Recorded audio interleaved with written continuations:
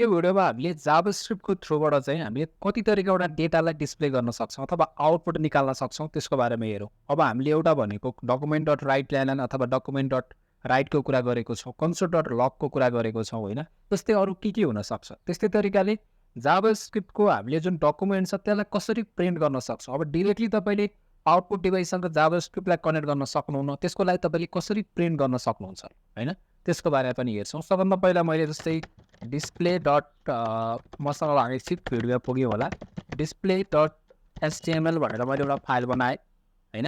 अब यो फाइल बनाइसकेपछि मैले यहाँनिर बोइलर प्लेट्सको प्रयोग गरेँ। त्यसभन्दा पछाडि अब यो केही चेन्ज भयो कि डकुमेन्टको ठाउँमा मैले अब different different way to display data भनेर मैले मेसेज लेखेँ। यति ल्याइसके पछाडि जस्ट म यहाँनिर बडी सेक्सनभित्र जान्छु र बडी सेक्सनभित्र गइसकेपछि सबभन्दा पहिला म यहाँनिर चाहिँ जस्तै DOCOMENT डक अब हेर्नुहोस् है, जाभास्क्रिप्टको कोड लेख्दै छौँ भने हामीले के गर्नु पऱ्यो, पहिला स्क्रिप्ट ट्यागको प्रयोग गर्नु पऱ्यो। सो मैले स्क्रिप्ट ट्याग लेखेँ होइन। त्यसपछि DOCOMENT डकुमेन्ट डट राइट ल्यालन अथवा राइट मात्र लेख्न सक्छु। यति लेखिसकेपछि मैले यहाँनिर मेसेज दिन्छु। जस्तै मैले हेलो वर्ल्ड नै लेखेँ होइन।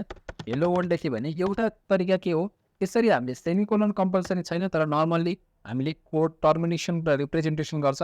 सो लेख्ने बानी गर्नु होला, तर हाइली रिकमेन्ड हुन्छ है यो चाहिँ। डकुमेन्ट डट राइट ल्यालन लेखेँ मैले। यति लेखिसकेपछि सबभन्दा पहिला म यसलाई गो लाइनमा क्लिक गर्छु। तपाईँले देख्न सक्नुहुन्छ हेलो वर्ल्ड चाहिँ यसरी आउटपुटको रूपमा आइसकेको छ। एउटा डिस्प्ले गर्ने तरिका भयो। त्यस्तै तरिकाले मैले राइट मात्रै पनि लेख्न सक्छु। जस्ट मैले सेभ गरेँ र म फेरि ब्याक टु यतापट्टि ब्राउजरमा आएँ। हेलो वर्ल्ड देख्नुहुन्छ, यसमा राइट ल्यानले कोडलाई मोर रिडेबल बनाउने मात्रै है। अब त्यसभन्दा पछाडि जस्तै मैले डकुमेन्ट डट राइटको कुरा गरेँ। अब कहिलेकाहीँ हामीलाई के गर्नुपर्ने हुन्छ भन्दाखेरिमा अब कन्सोलमा प्रिन्ट गर्ने कुरा पनि तपाईँलाई मैले भनिसकेको छु। कन्सोलमा गर्ने भनेको चाहिँ सिम्पल के हो भने मैले यहाँनिर गएर कन्सोल डट लग लेखिदिन्छु होइन। कन्सोल डट लग यहीँ पनि लेख्न सक्छु। मैले उतैपट्टि ब्राउजरमा देखाएको थिएँ, त्यसमा मैले हेलो कन्सोल भनेर लेखेँ होइन। कन्सोल लेखेँ, CONSOL कन्सोल लेखेँ र मैले यहाँनिर सेमिकोलन राखेँ। अब यहाँ गएर हेऱ्यो भने त केही पनि देखिँदैन। जस्ट हामी के गर्नु पऱ्यो, हामी कन्सोलमा गइसकेका छौँ। ब्राउजरमा आएर राइट क्लिक गर्नु पऱ्यो, त्यसपछि इन्सपेक्टमा क्लिक गर्नु पऱ्यो, त्यसभन्दा पछाडि यहाँ कन्सोलमा क्लिक गर्नु पऱ्यो। हेर्नुहोस् त हेलो कन्सोल भनेर आएको छ। हामीले यहीँ कन्सोलमा आएर कन्सोल डट लग लेखेर यसरी लेखेको थियो नि पहिला, हेलो भन्ने यसरी होइन, यसरी लेखेको थियो नि। यसरी लेख्दा पनि आउँछ। हामीले यदि डकुमेन्टमा जुन ब्राउजरमा चाहिँ हामीले स्क्रिप्ट ट्यागभित्र हामीले VS कोडमा लेखेको कुरा चाहिँ, भिजुअल स्टुडियो कोडमा लेखेको कुरा चाहिँ उतापट्टि कन्सोलमा गएर हेर्न सकिन्छ। अब अर्को कहिलेकाहीँ हामीले प्रम्प्ट दिन पर्ने हुनसक्छ, त्यो अलर्ट मेसेज दिन पर्ने हुनसक्छ। त्यो कसरी दिने, हामीसँग अर्को विन्डो अब्जेक्ट छ, विन्डो डट मैले ALERT अलर्ट लेखेँ। त्यसपछि ALERT अलर्ट मेसेज भनेर मैले यति लेखेँ र यति लेखिसकेपछि म जस्ट ब्राउजरमा आउँछु। यहाँ देख्न सक्नुहुन्छ यहाँ सुरुमै प्रम्प्ट आइसकेको छ होइन। अब यहाँनिर रिप्लेस गर्ने बित्तिकै सुरुमै प्रम्प्ट मेसेज आइसकेको छ, अलर्ट मेसेज आइसकेको छ। अब यो अलर्ट मेसेजलाई चाहिँ मैले के गर्न सक्छु भन्दा कुनै बटन क्लिक भयो भने मात्रै मलाई अलर्ट मेसेज देखायो भनेर म यस्तो कन्डिसन पनि राख्न सक्छु होइन। यो कन्डिसन पनि अहिले हामी गरेर हेरिहालौँ है त। जस्तै मैले के गरेँ भने बटन बनाएँ, एउटा बटन बनाउँछु। बटन चाहिँ जस्तो मैले यो स्क्रिप्टभन्दा बाहिर गएर मैले बटन, त्यसपछि बटनको टाइप भनेको मैले बटन बनाएँ र यो बटनमा मैले अनक्लिक गरेँ। मैले क्लिक गर्ने बित्तिकै मैले के गरेँ, क्लिक भयो भने विन्डो डट ALERT अलर्ट गरेँ। त्यसपछि मैले यो अलर्ट मेसेज जे छ जस्तै ए मेसेज अलर्ट मेसेज भनेर मैले सिम्पल यहाँनिर पेस्ट गरिदिन्छु। पहिला त हामीलाई कोटेसन चाहियो होइन, सिङ्गल कोटेसन, बाहिर डबल कोटेसन छ भने भित्र सिङ्गल कोटेसन हुनु पऱ्यो र यो भित्रको म हटाइदिन्छु। यति मात्रै गरेँ र बटनको नाम दिन्छु म क्लिक मी भनेर है। यति गरेँ। हेर्नुहोस् है, डिफ्रेन्ट वेबाट गर्न जानु पऱ्यो। जस्तो मैले यहाँनिर रिफ्रेस गरेँ, अब यहाँ मेरो क्लिक मी भन्ने बटन आयो, मैले क्लिक गर्छु, त्यसपछि मात्रै प्रम्प्ट मेसेज आइरहेको छ। अब यो चाहिँ तपाईँले जस्तै मैले भ्यूमा क्लिक गरेर ओड ऱ्याप गरेँ।